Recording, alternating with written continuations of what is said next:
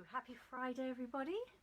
I'm live, at least I hope I am, and as always I'm just going to move my eyes and my myself over to my iPad to see what you can see, check that everything looks alright, so bear with me. Let's have a look. Oh, and there I am. Okay, I've managed to remember to turn the volume down on my iPad so you're not getting me in stereo with a lag, because that's never good. There we go. Okay, I think I can see the comments, so if you're here, do say hello. Let me know what you've been up to this week. It's always good to know what you've been doing. What have I been doing this week? Mostly preparing classes. And I had a Zoom meeting on yesterday, feels like longer ago than that, but a Zoom meeting yesterday with other business builders in my team, so that was interesting. We talked about where we are and the current challenges, and shared all sorts of hints and tips, and shared some fun stuff as well, because we're not actually that serious, so that was really nice.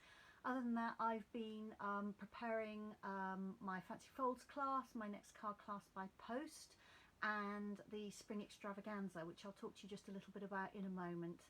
So let's have a look. Belinda's here. She says, yes, I'm live. Wonderful. Thank you, Belinda. Gillian's here. Hi, Gillian. Gillian's doing origami. What are you folding, Gillian? I've done a bit of origami in my time, not for a while actually, but it's very relaxing. I do enjoy it. So let me know what you're making.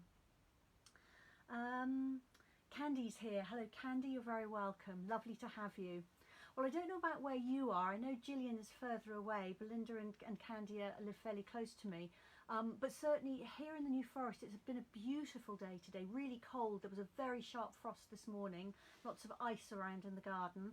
But it's come out to a beautiful blue day. We've got a little bit of cloud now, but really it's absolutely gorgeous.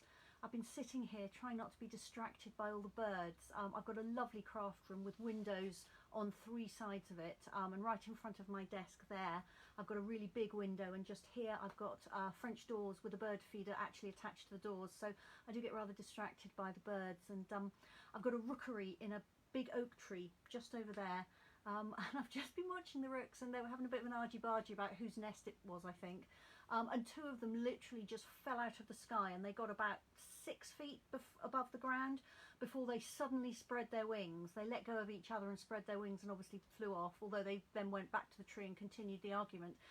But I've never seen anything quite like it. It was quite dramatic. So that's what I can see from my craft room window today. But it has been lovely to see the sun and blue skies. I feel I can put up with any amount of cold as long as the sun is shining. So Gillian is folding flowers and wreaths. Goodness, Gillian, do put a picture in the comments if you possibly can. It would be really, really nice to see what you're making. Lorraine's here. Hi, Lorraine. That's really nice. I've just moved back a little bit. I seem to be awfully close to the camera. I'm a bit big on the screen. I haven't missed anybody else, have I yet? No. Okay, so I want to know what you've been doing this week. What are you crafting at the moment? We know Gillian's doing origami. And anything else interesting that's been happening to you. So that would be really good to know. I'm going to give you a few Stampin' Up updates. Yeah, Stampin' Up updates. And then I've got a kind of a bit of a Stampin' how-to that I'm going to cover over the next, I don't know how many weeks. I brainstormed a few topics. I think I've got about 12 weeks worth so far, but you know what lists are like, they keep growing, of kind of stamping basics or stamping information that you might know, or that it might not know, or it might be quite nice to have a reminder for. So I'm going to be doing re-inking ink pads today, and Candy said could I please include re-inking Stampin Write markers, which was a very good idea, so I'm going to be doing that as well. And then I'm going to be making some Z fold cards. They're one of my favourite fancy folds. They're incredibly easy to do, and I'm going to do them in 2 different sizes. If you wanted to craft along with me, in the description on the event I did put in the measurements of what I'm going to be doing, so you could cut some layers and card base and so on ready to craft along with me, but of course the information will be there for you to come to afterwards.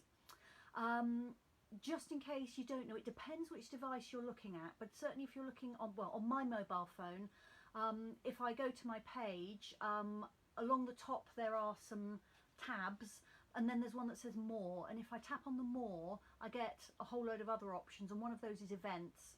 So if I then tap on events, I get the whole list of my events, past and future. And then if I select today's live, for instance, then in there I can read all about it.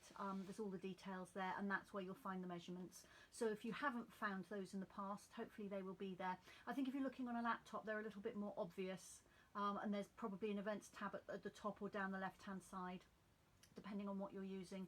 But they can be a little bit hidden away. So all the measurements are there. I will try and read them out to you if I can, but I will probably forget, but they are all there. If you can't find them and you need me to send them to you, just ask, that's no problem. Rosie's here. Hi Rosie, she says hello. And Lynn Freeman's here. Hi Lynn, nice to have you, welcome, welcome. All right, so a few Stampin' Up updates then. Let's deal with the elephant in the room, which is shipping, otherwise known as when will my stuff get here. I've got about 15 orders in the system at the moment. The first one was placed on the 3rd of January, and as yet none of them have been delivered. Some of them are for me, lots of them are for customers, and some of them are for delivery direct to customers. So if you are one of those people waiting for your stuff, first of all, I am so sorry about the delay. I know I've talked about this before, so I'll be relatively brief in the background, but we've had a bit of a perfect storm, really. Before Christmas, there was ever such a lot of online ordering, obviously, because we were either in lockdown or we knew we were going to be going into lockdown, and it was Christmas. So there was lots and lots of boxes of stuff getting sent through shipping systems, so they did get clogged up. When you add to that people getting ill, either because of COVID or indeed because of seasonal flu or colds or all the other things people get sick with in the winter, that meant companies were short-staffed, and of course they're also having to manage social distancing in the workplace and everything else, which makes doing the job that bit slower. So all that's kind of normal delay at the moment, or the new normal anyway. And then after Christmas, of course, come January, we had Brexit happened. What that means is that things now get held up in customs, basically. Stuff that used to come into us from Europe and come straight into the UK and onward can't do that anymore, because we decided we were leaving the EU, so everything has changed. Our Stampin' Up warehouse is in Germany. It's the one warehouse for the whole of Europe, and so our stuff has to come from Germany. That means that it has to go through customs leaving Germany, and then it obviously has to come across the channel or under the channel, and then it has to go through customs to come into the UK. So we've got double customs now, which we didn't have before. There are new procedures in place, because obviously this is all new, so everybody's learning those. There was a huge backlog of parcels because it's a really busy time. Everybody's doing everything via mail order at the moment, not just in the UK but in Europe as well, because we're all hit by this pandemic yet again. UPS is pretty much the only company shipping to the UK from Europe at the moment. They've got their act together, they're doing it, they've got everything in place for the new procedures, they've got the staffing, but they are being absolutely slammed, as the saying goes, because of the volume that they have got. So that has added to the delays. Then when you add into that the fact that the EU customs closed down for a whole week in January to put the new procedures in place, well, that instantly gives you a week's worth of delays before you've even started. So there's kind of a perfect storm, really, of all these different delays that have all happened at once, and that has just meant that things are taking much longer. Nothing left Europe for the UK for a whole week for a start. The whole week of January, nothing left, so it was all backed up. So that's then got to be gone through, and then everything else that's been ordered meantime. So that's a bit of a long, short explanation to explain why you haven't got your stuff yet. I'm really sorry. Yesterday and today there has been a whole flurry of activity. A lot of my parcels have finally got through German customs, which means they will now be transported over to the UK and then will get through British customs. Getting through UK customs tends to be an awful lot quicker than getting through German customs, but we will see. At the moment it's looking like I'm going to get some deliveries arriving next week, the end of next week, but I'm not going to hold my breath, because I've been, I've been looking at this, and things keep changing. Rest assured, if you've got an order placed with me, it's not lost and it's not forgotten. It is on its way. I am keeping very much on top of things in terms of where are the parcels. I have contacted everybody who's ordered with me, some of you more than once, and I will let you know as soon as I have any further new information. So I thank you very much indeed for the lovely emails and messages I've had saying, don't worry, it's not a disaster, we know it's not your fault, and I really do appreciate those. And I will get your stuff to you as soon as I can. Okay, let me see if anybody's added any comments. Okay, no, that was it. So at least I don't think there's any more comments. Can't see anything else. Okay, so that was the shipping. I have emailed out to everybody who orders regularly from me about a scam email which is coming through pretending to be from UPS. It's not from UPS. Stampin' Up parcels are always delivered by UPS, not by anybody else, and your shipping is paid when you order. If you order online, you pay when you pay online. If you order from me, you pay when you place your order, whether it's to be delivered to you at home or whether you're coming and picking up COVID securely from my house. There is never any more to pay to get your parcel delivered. The email is asking you for £2, in some cases $2, to get your parcel delivered. It asks you to click on a link, and then I don't know what happens next, but it isn't going to be good. So please never ever click on a link in an email that you're a little bit suspicious about. If you think you've had one of these and you're concerned, is it my parcel, give me a call or drop me an email and I'll be able to reassure you about what's happening with your parcel. But you will never get an email from UPS or from me asking you to click a link to pay extra shipping. So please don't fall for that one. Don't let them get away with it. Okay, on to happier things. Today is the last day you can book for my February card class by post. It occurred to me that not all of you will know what this is, so I just thought I would briefly talk it through. Each month I send out a pack with kits for 6 cards. Everything in there is cut to size for you, the scoring's done for you. If there are any die cut or punched elements or dry embossed elements, they're all done ready for you. You just add ink and stamps. If you're not sure about basic ink and stamps, then I can always suggest to you a couple of good colours and a good basic set of stamps. But there are always designs where you can substitute what you've got at home in terms of ink and stamps. You don't have to have exactly the same as me. And I provide you with a written instruction sheet with photographs of the cards, and I always make suggestions as to what colours you could use instead if you don't have the same ink colours I used, and what stamps you can use if you don't have the set I used. So really they're pretty much perfect to make at home, whatever your craft stash is like. As it happens, you don't even need the internet or YouTube or anything else to make these, because it all comes by post and the instructions are written. There are no videos because not all my customers use the internet. If you know of somebody who might enjoy these, then do mention it to them. I can always post them some information or talk to them on the phone about it. And when I turn the camera back down to hands down view in a minute, I'll show you the last set of cards I sent out, the January class, so you get an idea of the kind of things that you might receive. So today is the last day to book that. That class costs £18. That's posted to you, or if you prefer, you can come and collect it from me. If you'd rather place an order instead, if you place an order for £28 worth of Stampin' Up goodies, then you get the class for free. So that's that one.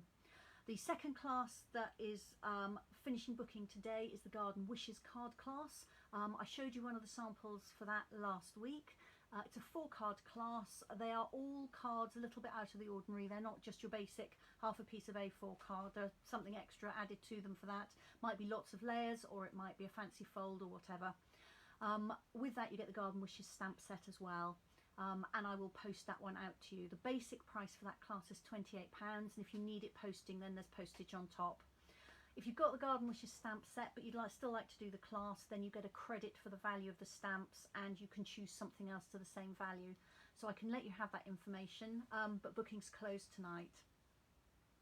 And finally, the Dandy Garden Suite sampler, which I've been showing you for a few weeks now. That's a pack of A4 card, 6x6 patterned paper, some braided linen trim, 5 card bases and envelopes, they're both printed, and the ladybirds, 5 of the ladybird trinkets, the cutest little charms. That's £10 or £12 if it needs to be posted for you, and that saves you buying whole packs of everything from the catalogue if you don't think you're going to use them. I know quite a few of the people who are watching have already signed up for that, which is great. So again, 5 o'clock tonight's the last chance to order that. I'm not going to be offering that again. Well, if I got 10 more people I might, but generally my plan is not to offer that again, and I'll be offering another suite for that later on in the year in a couple of months' time. What else? Oh, last information on classes. The spring extravaganza is now booking. Rosie, I can see, is watching. She has already booked. Rosie, you're number 1 on the list. So yes, nothing extra for that, but I'm very pleased to write you down for that. Thank you so much. That's an all-day class running in March. Fingers crossed, assuming my order with the stuff arrives on time. It's based around the Sand and Sea suite, so you'll get the Friends Are Like Seashells stamp set as part of your package, plus card and paper and embellishments and all sorts to make 6 projects. There's a mixture of fancy cards and 3D projects in that, and I will be spending a day live on Facebook, 3 live sessions on Facebook, which I will then upload to YouTube after each session. So assuming the internet gods are smiling on us, you'll be able to watch that whether you do Facebook or not, and that's for the benefit of people who are watching this video on YouTube who aren't watching it live. I'm very happy to send you information on that.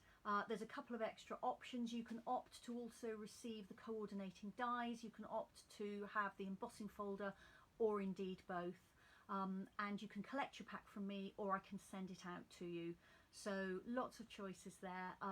I ran my Christmas extravaganza this way back in October, and we had a really good day, and I had some great feedback from it, so people did really enjoy it.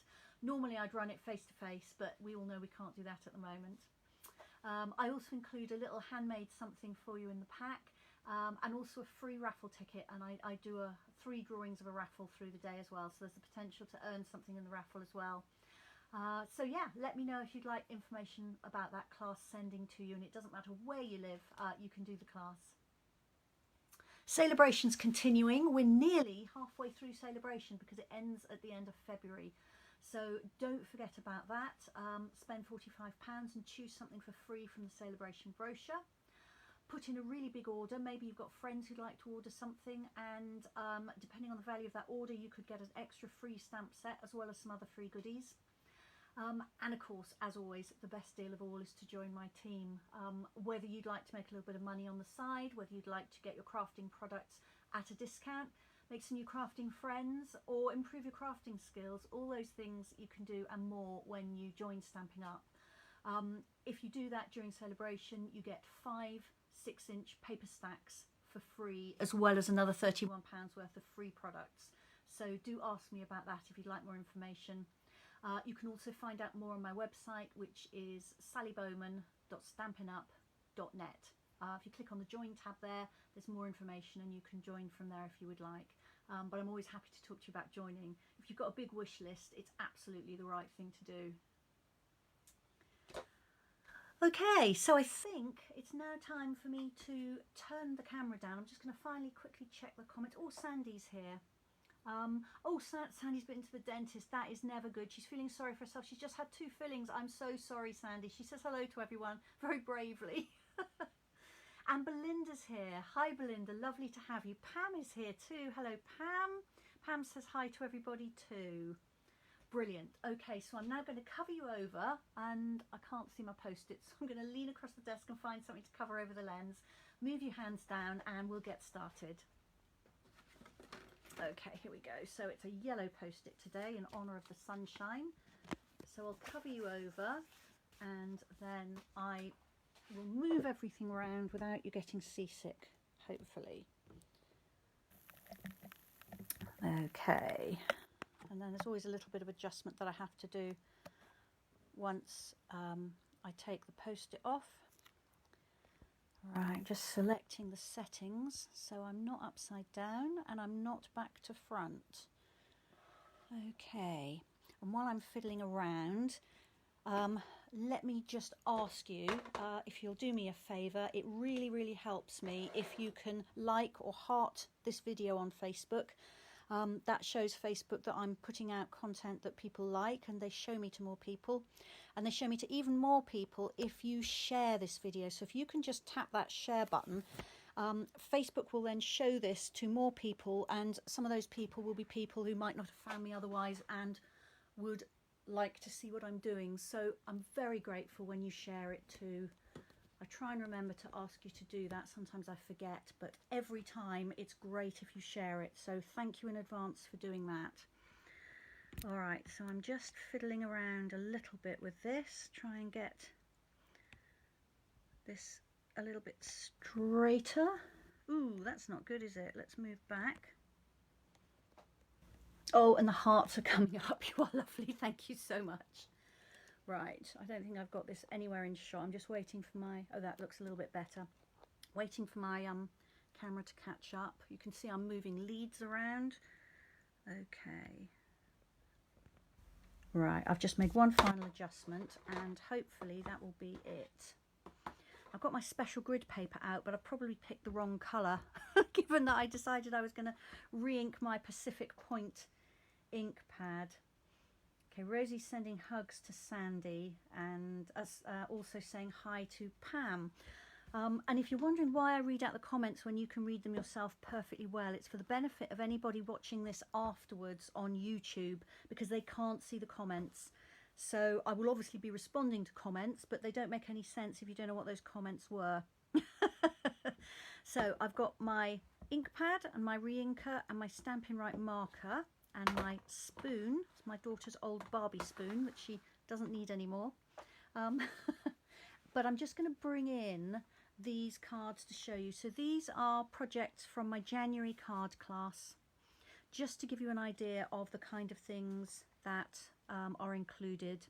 So this one, you've got the card base, you've got the layers, you've got the linen thread, and the insert and an envelope and the pearls, and then you added your stamps. So if you imagine that without that butterfly and flowers, you could put absolutely anything on there, and there's all kinds of different colours you could use as well. So you don't have to have the touch of ink stamp set at all to make that card. This one is slightly more involved. I don't know the name for this kind of card. If anybody does, let me know. You push it in slightly and then it stands up, and then it's got a kind of a locking piece there.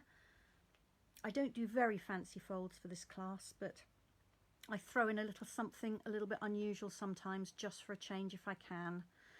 So this was patterned paper, which I gave you, but you could put all kinds of different motifs on there. Any flower would be fine. I gave you a punched butterfly, but if you don't have the stamps to ink it, you could have sponged the edges, or you could actually have done something completely different and punched something else out. So that's another one. This one, I gave you the patterned paper and the ribbon and card for a banner and some little turtles to cut out. Rosie's saying that might be called a buckle card. That would sound sensible, Rosie. That is what I'm going to call it from now on. Thank you. This is another one. So I talked about how to stamp a wreath like this, and you could use anything. You could use flowers, you could use little stamped butterflies and make a butterfly wreath. You could make an early Christmas card with Christmas foliage. There are all kinds of different things you could use. You could use circle stamps. Some people went completely off-piste and didn't do a wreath in this way at all with lots of different stamps. They had a wreath stamp, so they just stamped the wreath stamp. That looks beautiful.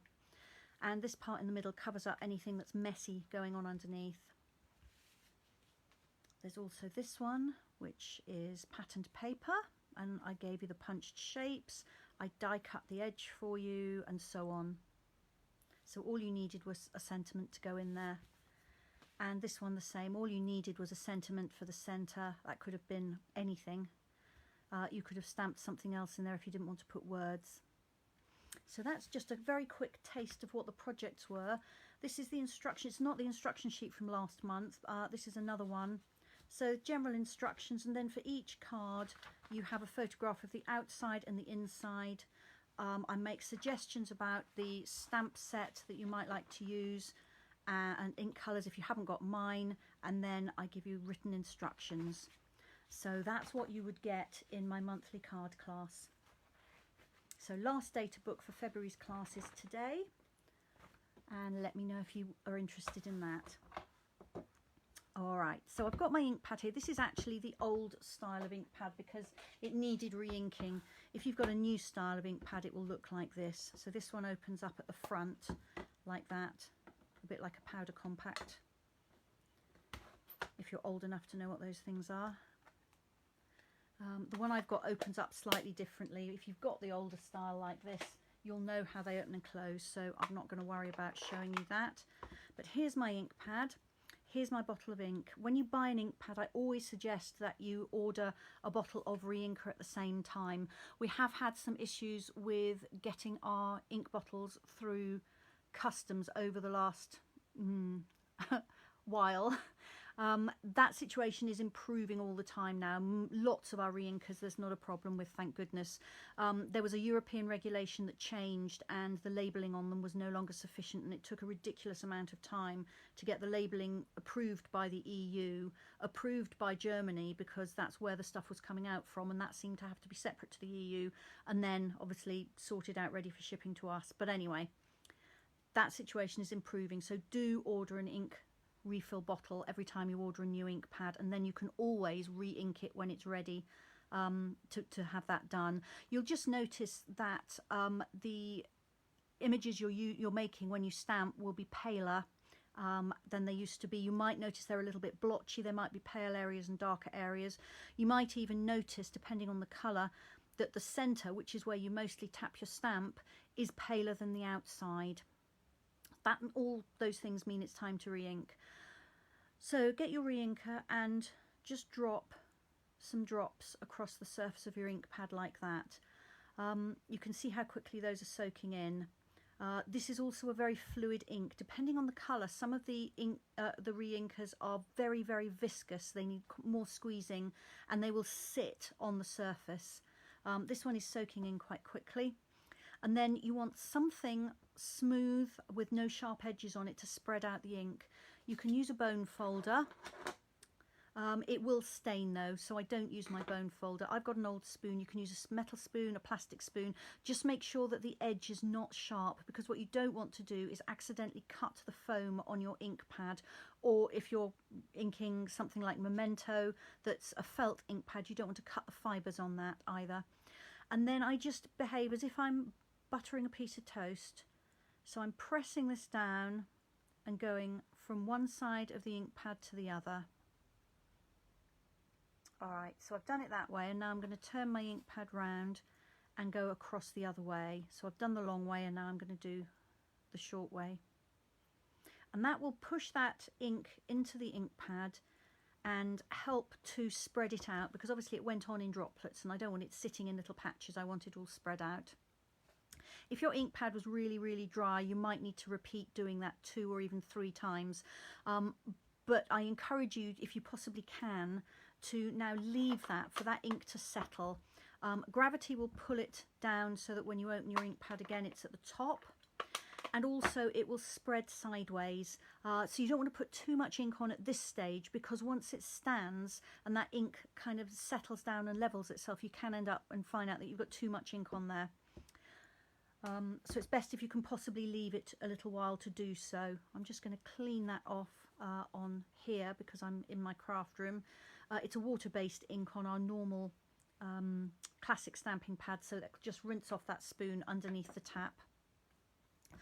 And that's all there is to it. If you do put too much ink on your ink pad, if you open it up and you can just see it's really, really wet, you've got a couple of options. One, you can push firmly in one direction, and that will help move some of the ink up to one end of your ink pad, and you can then stamp on the other end and it won't be too bad to use. And then as you put it away and it sits again, that ink will gradually move back. So you may have to repeat that process a number of times as you use your pad, just until you've used up the excess ink. So that's a way of doing it without wasting it.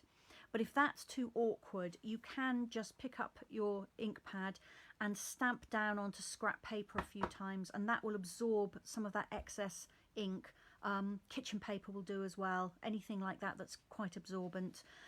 It does mean that you can't use that ink and it's wasted, but it's probably, in the grand scheme of things, not an awful lot. It'll just be, you know, some drops too many. It's not a hugely expensive loss, so if that seems quicker and easier to you, then by all means do that. So if you've got any questions on inking an ink pad, type them in. I will just show you how to re-ink a Stampin Write marker. So these do say on them Stampin Write.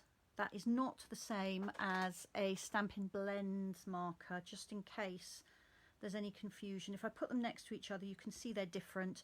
The Stampin Write marker is about the thickness of a largish pencil, and it's round. The Stampin Blends are, I was going to say square, I think one side is longer, so they're an oblong really. And they are an alcohol ink based marker, whereas the Stampin Write markers are water based. So I'm going to put that one away. You cannot re-ink those, unfortunately. We have asked for a refillable one. I don't know if it's in the pipeline or not, but what I'm going to talk about now is the Stampin Write ones. So these have a water based ink in them, and to re-ink them, use the matching bottle of re-inker. Uncap the brush end. If you didn't know, these have two ends. They have a fine tip for writing, and they have a brush tip for larger areas of colouring.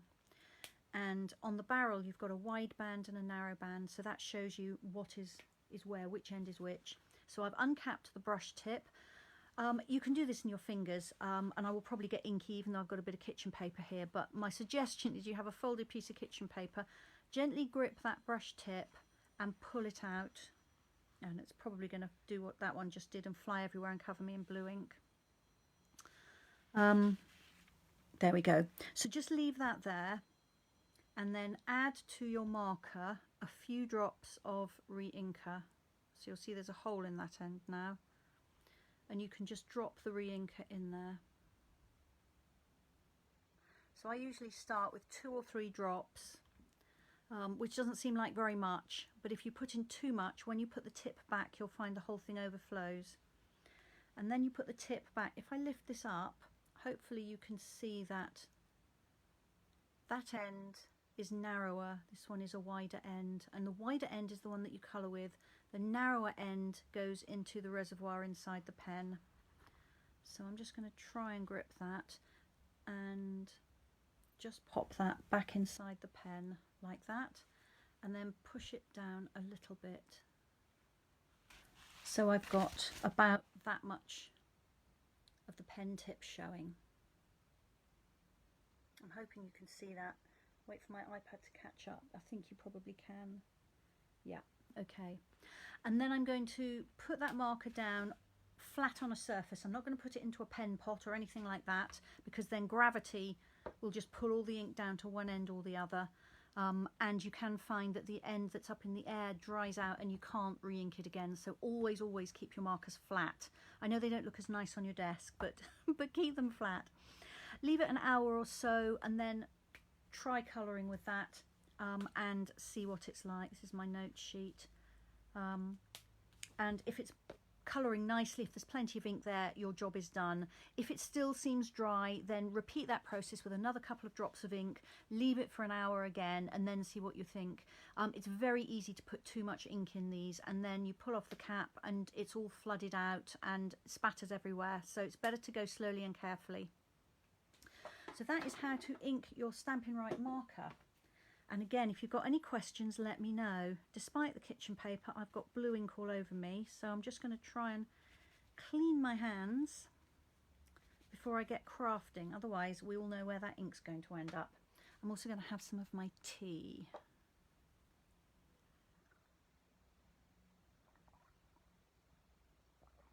Oh, that's better.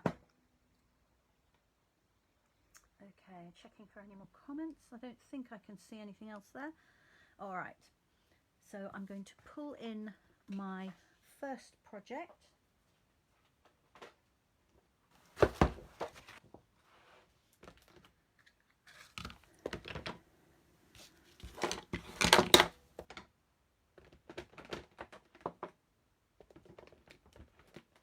I've got stamps.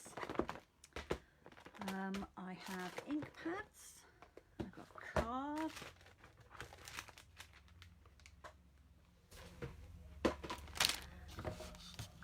all sorts of bits and pieces.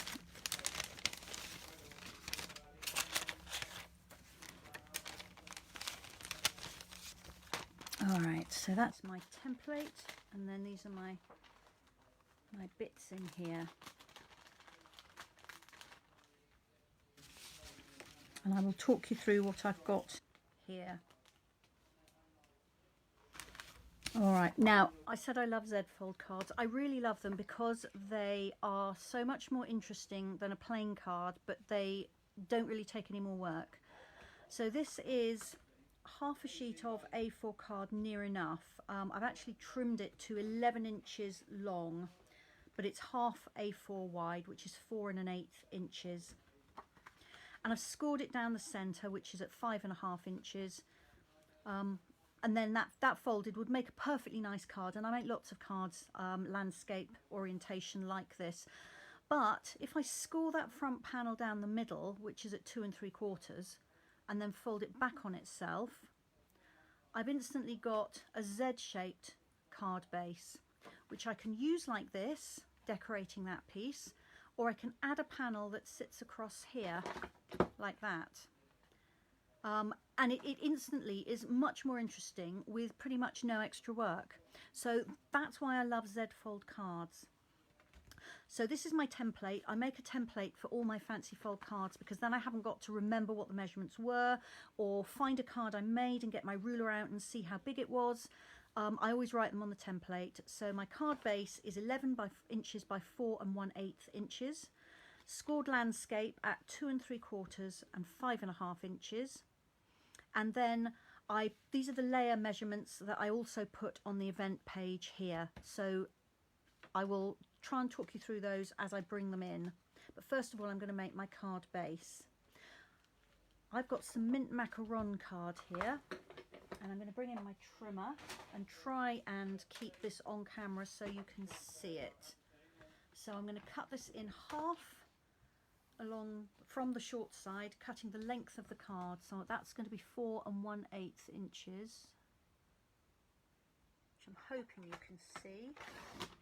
So that piece will do for another day. And then I'll bring out the extension arm on this, and I'm going to cut this to 11 inches, which again I'm hoping you can see 11 inches is over here. It's only cutting a little bit off, but it just makes the measurements so much easier because I'm not fiddling around with 1/16 of an inch, because who wants to do that? Alright, oh, I've put my trimmer away. I need it actually for the scoring, don't I? So I'm now going to score this with my card landscape, that's the long edge at the top, at 2 3/4 inches. Being careful that I use the scoring blade and not the cutting blade. And then at 5.5 inches. There we are. So that's my card base done, and this will fit in a standard C6 envelope. So I'll pull in my bone folder and reinforce those folds. So this is the central one, and then I'll fold back on here, which is the other one. There, and that's my card base already. So in terms of the layers, what I've called the inside layers, those are the ones that go inside the card. Now you can play around with these layers, and you don't have to have a double layer inside at all. But I've got that one there, and then I'm going to put a white piece inside as well. And just let me check, I have a feeling I might have played around with the measurements for this. And then I'll tell you what the measurements for both are. Yes, I did. So this piece is 3 3/4 inches by 5 1/4 inches, and you can just do standard layering, which would give you borders like that for 3.5 by 5 inches. What I've actually decided to do is cut this piece the same size as the front panel, which is, I believe, 3 inches by 4.5, and I'm just checking that I've got a ruler at the top of my grid paper. Yeah, so I did in the end cut this to 3 inches by 4.5. If you've cut yours to the measurement I gave, it will look lovely, or you can cut it down a little bit more to this one if you'd rather. So that's what's going to go inside. And then I have extra pieces to go here and here. So this is going to be the front panel and this is going to be the side panel. I've called these the front layers and the inner side layers. So again, you can use whatever you like on this. I've given you 2 measurements for each, so you can have a double layer. In fact, what I'm going to do is I'm just going to use a single layer. I've got some Just Jade card here which I have embossed, and I did write down what the name of that folder was because I can never remember. I think it's called In the Meadow.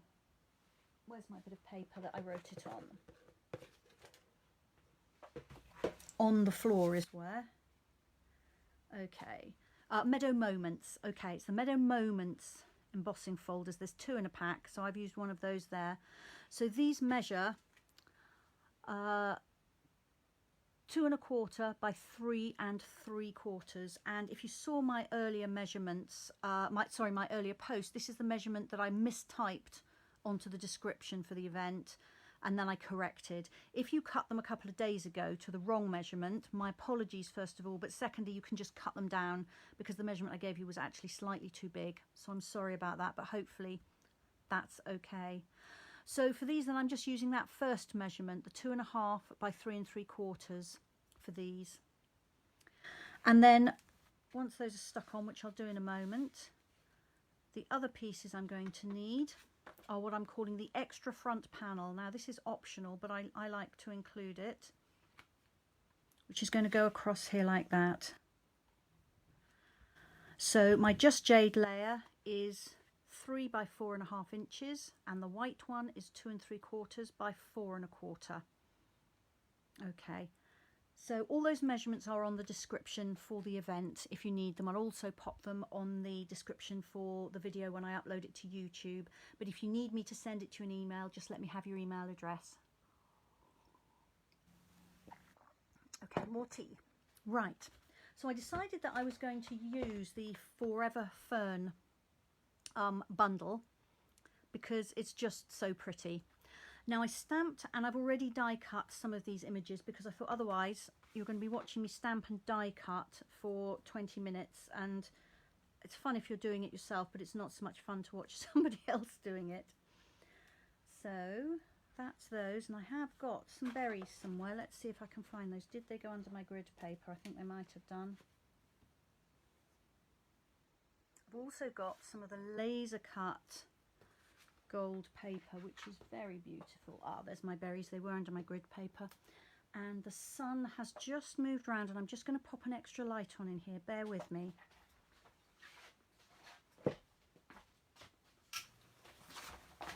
There we go.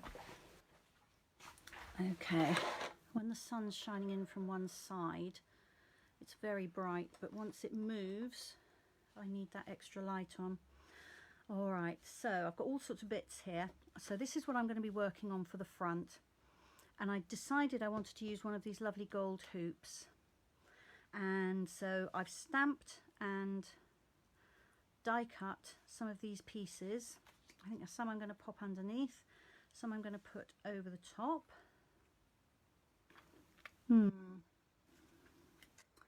Probably put that one under, and I often play around like this.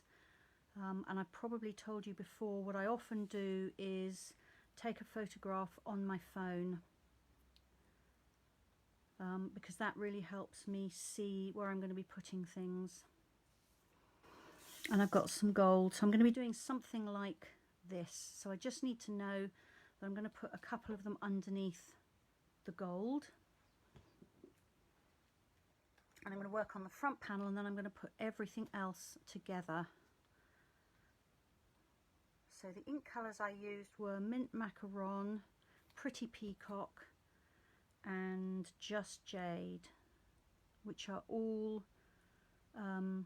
quite soft bluish greens rather than yellowish greens. Let me just put that in the middle. It's going to go somewhere like that. And I'm going to stick on this ring.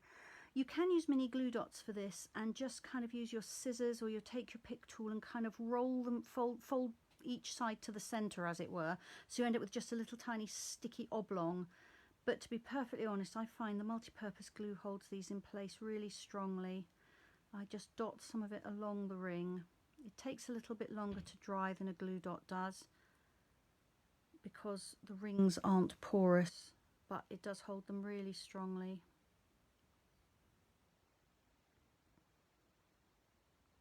So I'm hoping that has shown lots of little dots, and then I'm just going to drop this down centrally and then build the rest of my foliage over and around it. So I think probably those are going to go on next. So when I was stamping these, I stamped the smallest shapes in the darkest colours, and then the bigger shapes were in the palest colour, and that just helps to balance everything out.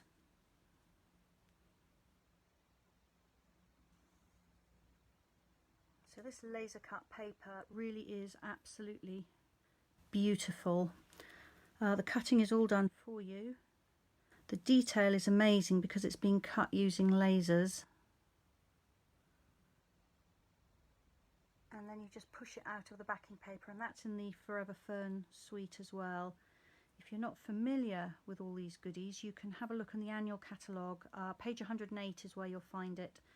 And it's really beautiful, very elegant, just stunning.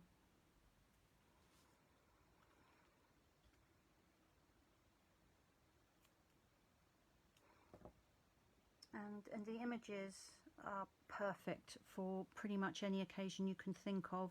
They work for men and women. They'll work for sympathy cards, they'll work for birthday cards, thank you cards, all sorts of things. And then I think I'm probably just going to trim this and use half of it.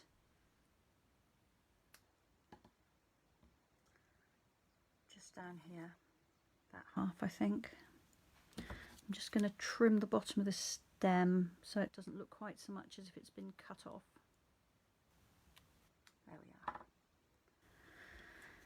If you're good with a fine tip glue, then that's perfect for these die cuts. I'm not very good with it. I'm a bit heavy-handed with it, so I tend to use the multi-purpose glue, which I find I can be more delicate with. I'm just going to put that little piece of gold back in a cello bag, otherwise who knows where that will end up, and I can definitely use that again. Alright, so I'm going to get this on my card base before I add to it. I've got a sentiments piece to add, and I'm going to add some ribbon, but I'm just going to set that aside for now and work on all these layers. So for my inside, I've got a Just Jade layer.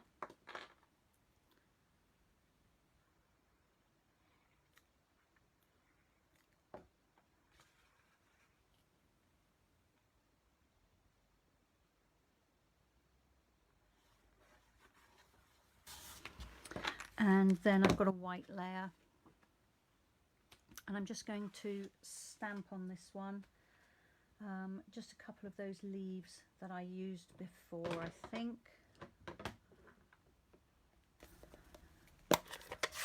So I'm going to use this image here, which is quite a large one, but I do love the curl on it. I think I'm just going to lay that in the corner like that. Oh, I've got a splodge there. Well, we know what we do when we get a splodge. We add something else to it. If it was on the front, I'd add an embellishment. But as it's on the inside, I'm going to add an extra leaf over the top, I think. So let's add one of these smaller leaves. Take this one. This is pretty peacock ink.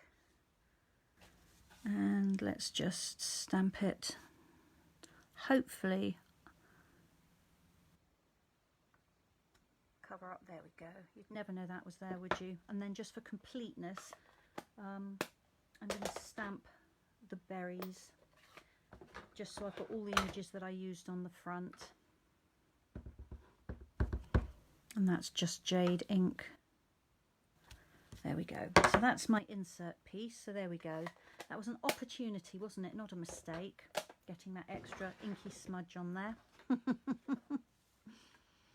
Now that's going to go in there, but I will wait to put the insert in until I've done the front, because what I want is when my card is closed, I want the insert to be completely hidden by the panel that's going across here, and it's easiest to do that once the front piece is on.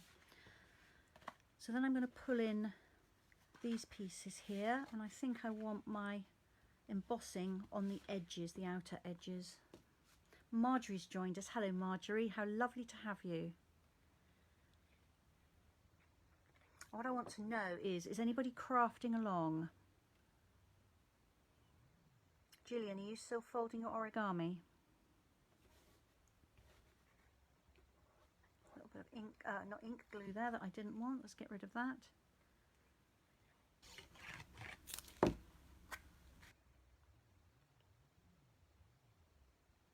And that one in there. There we are.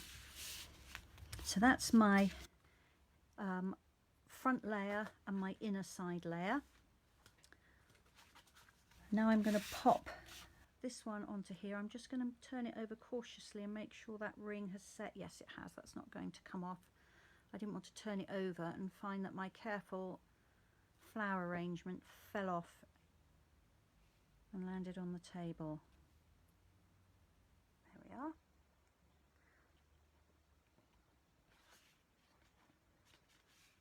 And then that's going to come on here like that.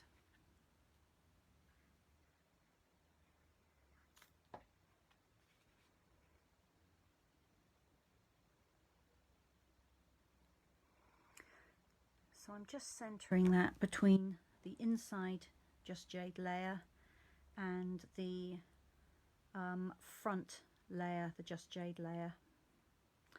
And I'm just going to show you what I've done, which is to glue my card closed. Was anybody there shouting at me saying, no, don't glue there?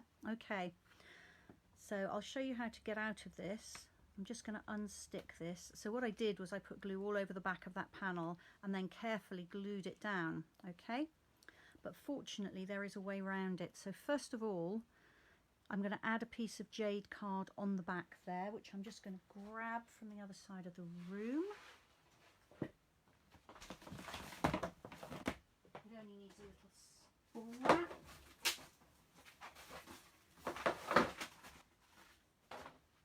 I think this scrap will do it. It's the best thing about live crafting, isn't it? Waiting for somebody to make a mistake.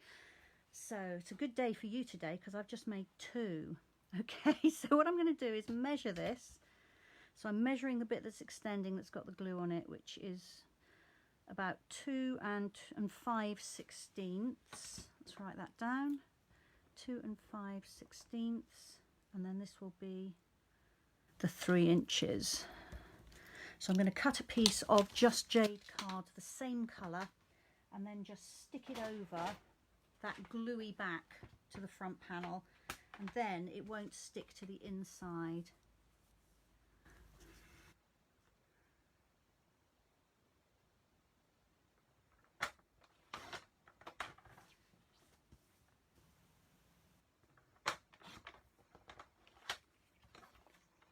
So Lorraine has been colouring poppies for her Z-fold card. How lovely, Lorraine.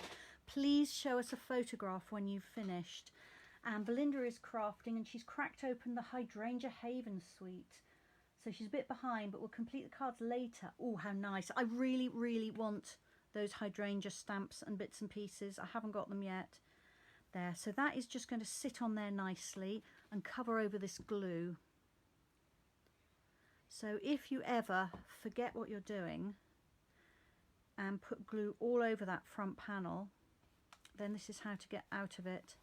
Right, so let me turn that around the right way. So that's sorted out that part. So that will stick on that, come across to that fine and without sticking. This bit here will be covered up by this panel, so we'll be all right there as well. So I'm going to put that central panel inside now. The way I like to do that is to, I've got the front folded back and flipped over, and then I'm going to put this piece, which is my insert, on top of there. like that. So I've matched up the layers on this end. I'll glue this and then lay it down in that position, and then it should mean that when my card is finished, that will be this insert will be hidden by that front panel. So I've got this face down, and check it's the right way round. I'm going to lay it down so it covers that front panel, and then without moving anything, fold the back over and adhere it down. And if I've got any glue left from my mistake earlier, I will just use my glue eraser to get rid of it, but I haven't. That's covered that perfectly. And then when my card is shut, I can't see the insert. What I didn't want was just something that looked slightly messy like that. I did want it covered over. So I'm nearly finished here. I'm just going to bring in a banner. Now I did pre-stamp this. This is a tiny little banner which I cut with these fabulous many messages die. It's, which one is it? That one there. Cuts all these different banner shapes all together, and if you get the stamps as well, you can stamp and then cut, and then you've got them all pre-stamped. I'm going to add this across the center. That's going to help disguise where all my stems meet. And I went with congratulations because I just thought this is quite nice for an anniversary card. Would also do for a wedding card if you happen to be lucky enough to go to a wedding, but most of us are not able to do that at the moment, even if we get invited. So that's just over to one side.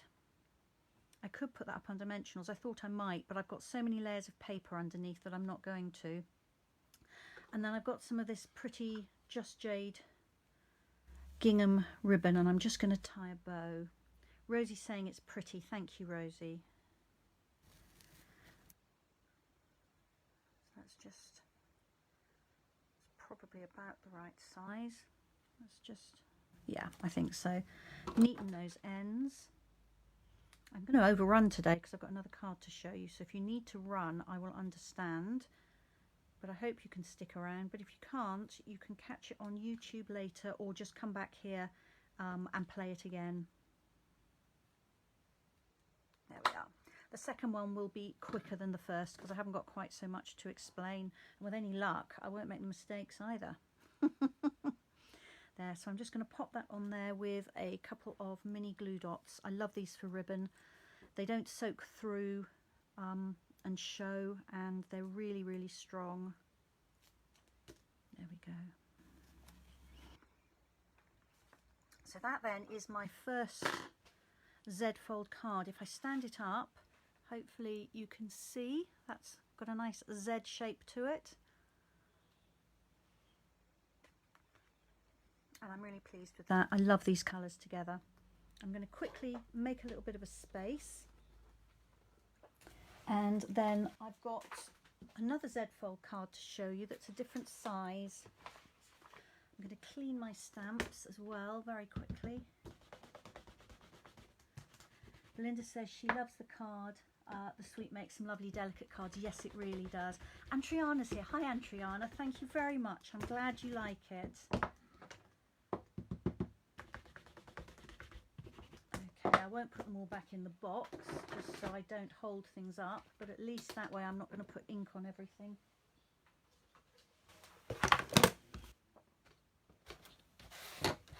I think I forgot to say that this congratulations is from the Itty Bitty Greetings set, which has got, as you would guess from the name, lots of little tiny greetings in it, so it's really useful for things like this. Alright, so I'm now going to bring in another favourite suite of goodies, which is the Sand and Sea. I love these. Every now and then I get a real thing about some of our products and I just can't stop using them, and I'm a bit like that at the moment with these, possibly because it's winter and possibly because I haven't had a holiday for 18 months. At least I haven't been away anywhere on holiday for 18 months. And so, yeah, the beach is calling to me. Marjorie likes the card too. Thank you very much, Marjorie.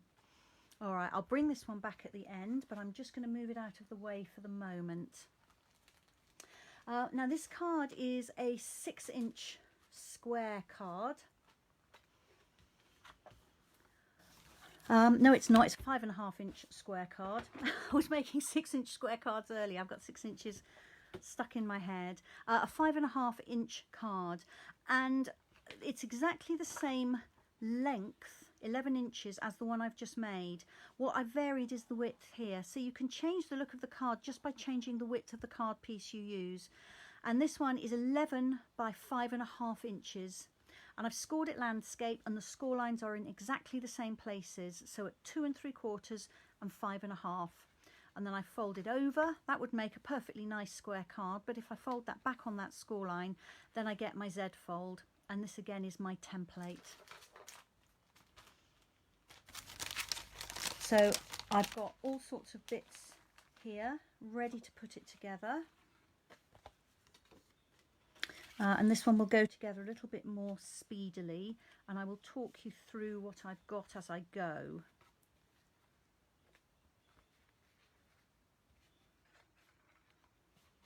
So these are my inside layers, and I've used the beautiful Sand and Sea patterned paper for this, and my card mats are Misty Moonlight card. Lorraine's just said multi-purpose glue on the gold ring is a good tip. Excellent. I'm glad that helps you, Lorraine. Yeah, I find it holds them really, really firmly, and much easier than glue dots. My card base is made of thick Whisper White. You might get away with ordinary Whisper White, in fact, because you're adding so many layers of card to it, but I do like thick Whisper White for a card base because it's so sturdy. So this is my inside layer in Misty Moonlight, which is 5 1/4 inches by 5 1/4 inches. Then it's a shame to cover up those lovely sea urchins, isn't it? Never mind. I'll use them another time. And this patterned paper is 5 inches by 5 inches, and this is from that Sand and Sea paper pack. And then I've got my layers here. So I've this time used a double layer on them. Yeah, I was wondering whether to swap the patterned paper around, but I think I like it that way. So these front and inner side layers, the Misty Moonlight card is 2.5 inches by 5 1/4 inches, and the paper, the patterned paper, is 2 1/4 by 5 inches.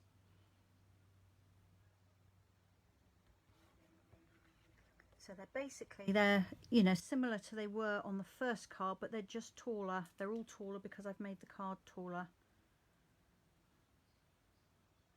But you don't have to rejig the fold measurements or anything like that.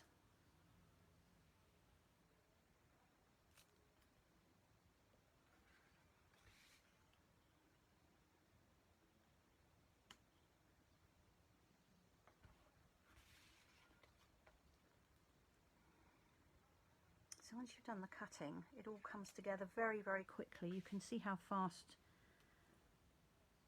this card is coming together. Of course, I'm not explaining things as I go, but it's not a very involved card really. I'm just going to have some more tea before it goes cold.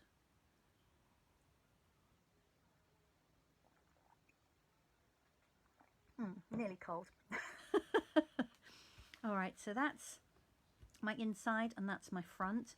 Now, on the inside, I'm also going to put something that can be written on. So I've added some layers there, and of course you can do that on any of these panels. I'll tell you the size of those because somebody will want to know. So the Misty Moonlight is 4 inches by 3 3/4, and then this will be 1/4 inch smaller all round, 3 3/4 by 3 1/2. So that's those. So I'm going to stamp that one in a minute, so I'm not going to stick those in, and in any case I like to put the insert in last on these Z-fold cards. So I'm going to work on the front instead. So I've got the front panel here, which is the same size as my insert, which is 3 3/4 by 4, and then the paper is 3 1/2 by 3 3/4. This is that lovely sand pattern. If you've ever stood on a beach and watched the waves, a sandy beach, and watched the waves run away from you, then they leave the different grains of sand, different coloured sands in a pattern, and that's what that reminds me of, from the Sand and Sea pack again. So that's the sizes on the card, and the paper is 3.5 by 3 3/4. And what I'm going to add onto here are some pieces which I have die cut and embossed from the I can't think what it's called, the embossing folder anyway, that goes with the Sand and Sea suite. Now I'm just move that aside for a minute. When you die cut it, it looks like this. This is just cut from plain card. I actually did these with watercolour paper because I knew I wanted to watercolour them, and I'll show you how I did that in just a minute. So what I did was then put this die cut through the embossing folder. I can't see my catalogue. Somebody will be able to tell me what the embossing folder is called, but it's in the same suite anyway. And you get the most beautiful texture. I'm hoping that you can see that. I'll tilt it and hope that the light catches it. So this one is watercolour paper, which is really sturdy. I did have a whole piece like that, but I've cut it down, and if I lay these over the top, you'll be able to see where did they come from, like that. I don't know why I've turned it over. There we go. So that was that section there, and this was this section at the bottom.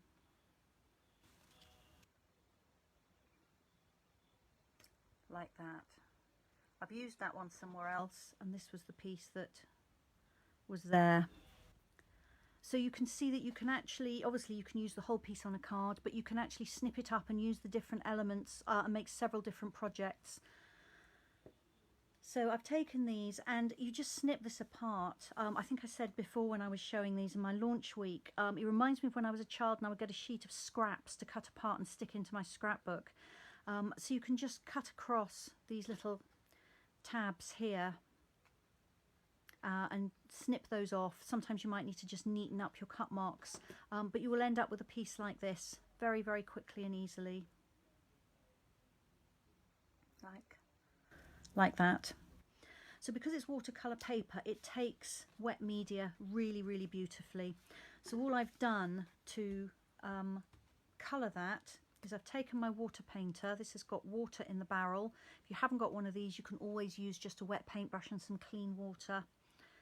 And then I've painted water all over here. Actually, I'm just going to put a bit of paper down so that I don't end up with a really wet piece of grid paper. So I paint that over my watercolour paper so that's nice and wet to start with. And then I'm going to bring in a couple of ink pads.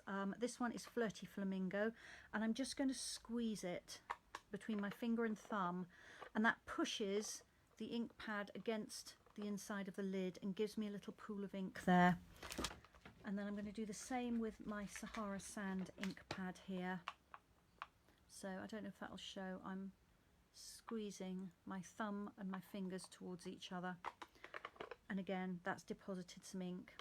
If you don't like doing that, you can always just press a clear block onto your ink pad and use it as a palette.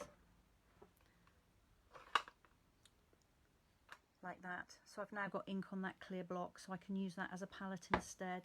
So I take my wet brush, I've got my wet watercolour paper, this is my cut and embossed shell, and then I'm going to pick up some ink on my brush and then just very generally brush it on. I'm not trying to do anything particularly clever because I want to put two colours on here. I'm not going to paint the whole of it with Sahara Sand. I'm squeezing my brush to clean out any excess ink, and then I'll pick up a little bit of that pink. So I've now got pink on there too, and I'll also brush that over. If it's a little bit bright, I just squeeze out some more water from my brush, and I'm just blending the colours on here. Mary's here. Hi Mary. Welcome, welcome. You'll be able to watch the replay and see what we've been up to. There. So very quickly you can start to get a beautifully blended shell, and you can just keep adding colour wherever you like. That's okay, Mary. You might have missed me live, but I shall still be here on the recording. So you can come back and press play at the end. A few minutes after I stop, suddenly the recording magically appears on Facebook. So you'll be able to see what I did for the first card. So that then is how to ink your watercolour die cuts. Let that dry before you try to make a card with it, which is why I'm not going to use that one. I'm going to bring back these, and you can see that when they dry you've got this lovely matte finish. Oops, and hopefully you can see all the detailed embossing is still there. So I'm going to stick my patterned paper onto my card and then put my die cuts on there too.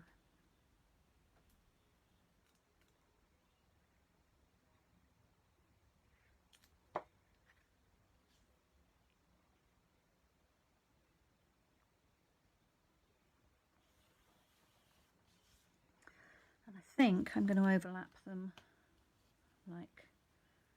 like this.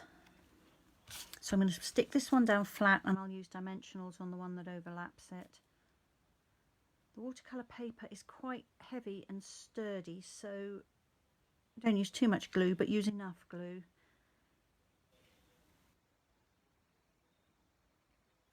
There we are.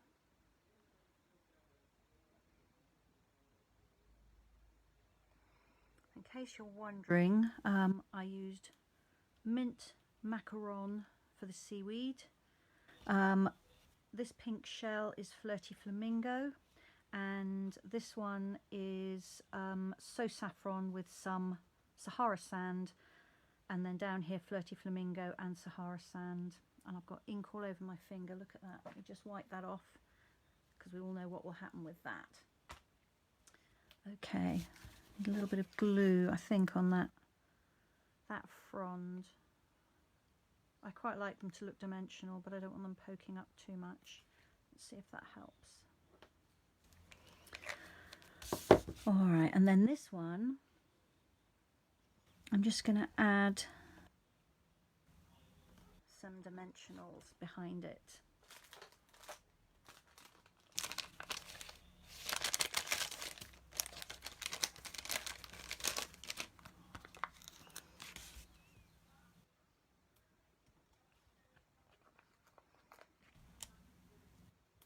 I always add plenty of dimensionals when you send things through the post, which I do quite a lot.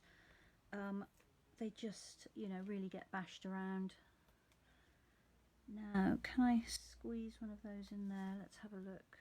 No, that's going to show on the front, so instead I'm going to use some of the waste. So I've used all the dimensionals on this, and I'm just going to cut some really thin bits from the waste so that they're even smaller than mini dimensionals, and then I can put a little bit on here. Work out which is this sticky side, that side.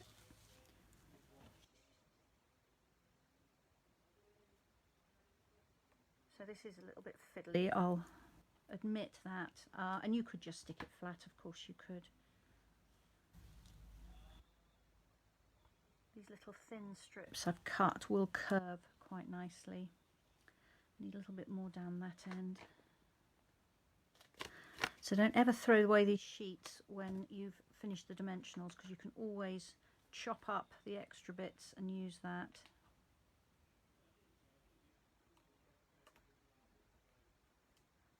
And I think I can fit a little one just in there.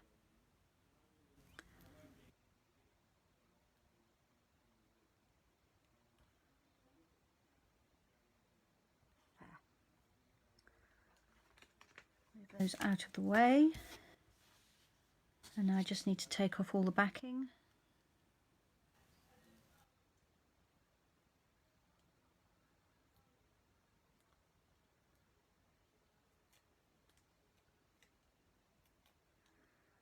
There we are.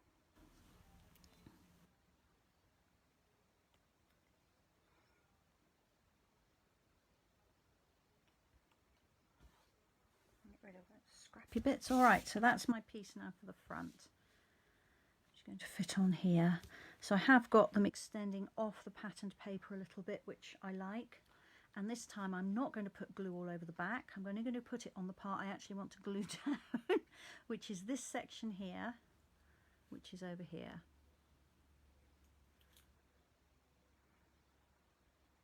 So if you were hoping I was going to make a fool of myself again, I haven't this time, but we haven't finished yet, so, so give me a chance and I just might. There we are.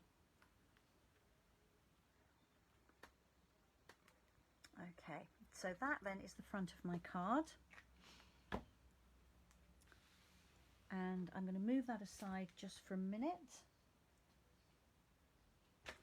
And what am I looking for? I'm looking for my insert pieces. Here we are.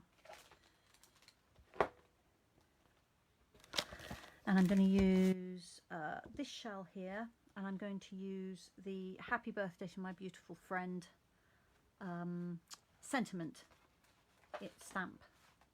So let me move those out of the way.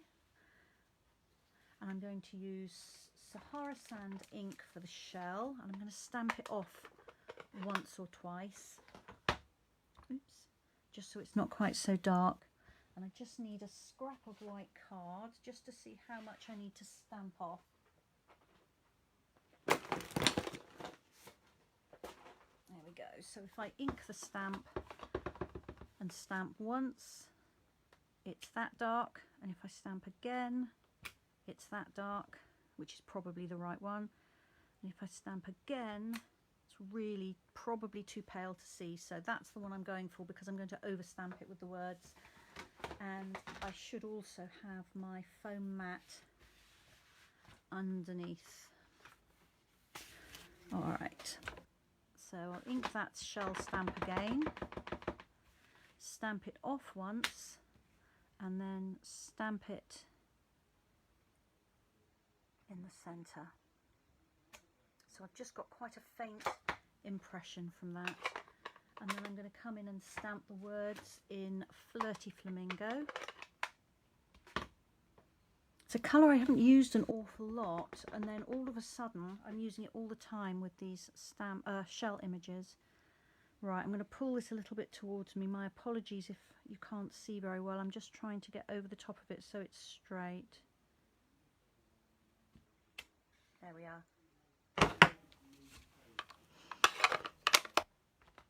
So let's get rid of that foam mat.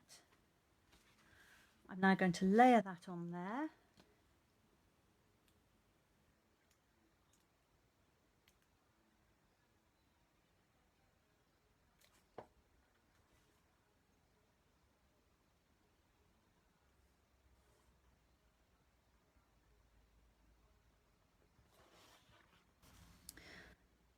Definitely blue grid paper was not not the best colour to choose for today. All right, so again, I want this inside and hidden by my card front. So I'm going to fold back the card front, open the card, put my glue on the back,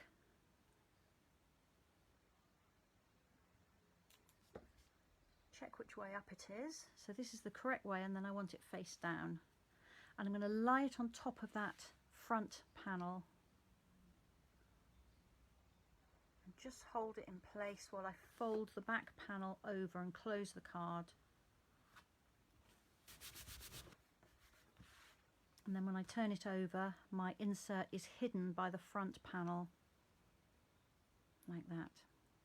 I can see I've got a few little speck of glue there, which I don't want.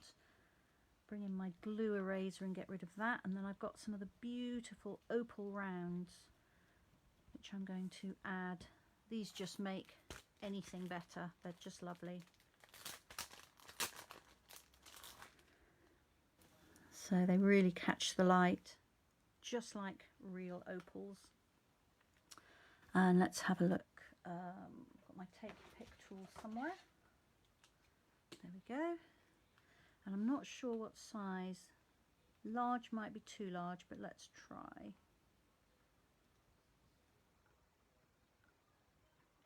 Just going to hold that there. Yeah, I'm going to pop one of those there, and then a couple of smaller ones, I think.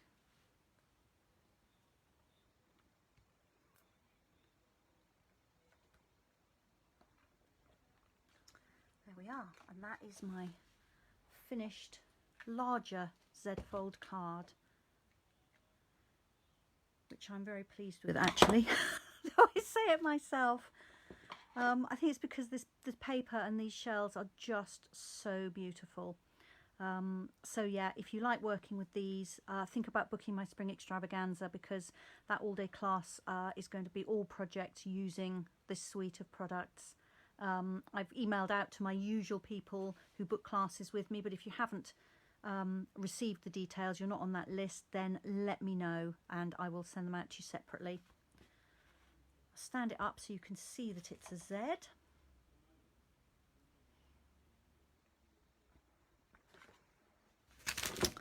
There we go, and then I'll bring in the other one so you can see the two cards together. I might have to move them. I don't know if they will both show on screen at once. I might have to move them this way actually, that might be better. Let's try that. I'll just wait for my iPad to catch up.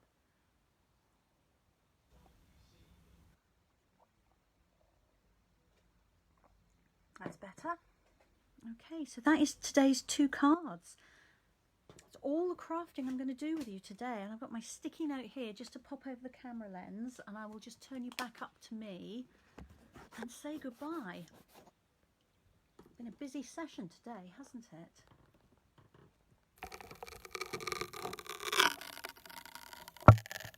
Okay, nearly forgot to turn off the orientation buttons. Okay, so hopefully I'm back having done the crafting. Next week I will be back here same time, same place, 2 o'clock on Friday afternoon. I'm going to be working with silhouettes, cards with silhouettes. I'll set up an event on Facebook as usual, and I will pop in the description box there what I'm going to be using with some suggestions for you, or of course you can always watch and craft along later on the replay. I'm also going to be looking at how to clean your stamps. There's a few different ways you can do it. There's a few myths, so I'll spend 5 minutes just talking about how to keep your stamps beautifully pristine. And I think that's all I've got to say, so thank you so much for joining me. I'll see if there's any last comments. Lots of thank yous. Thank you very much for spending time with me this afternoon. I hope you have a lovely weekend. Let me know if you've got any questions. Oh, and I know what I was going to say. I'll be sending out this week's newsletter after this. I do have a separate mailing list for people who'd like my newsletter, so if you don't receive it but you'd like it, let me know. It's not very long. I send it once a week, or I aim to send it once a week. It's just got any updates in it. I've usually got some pretty pictures in there, and information on classes and so on. So if you'd like to be on my mailing list for that, let me know. So thanks very much, and I'll see you again next week. Bye bye.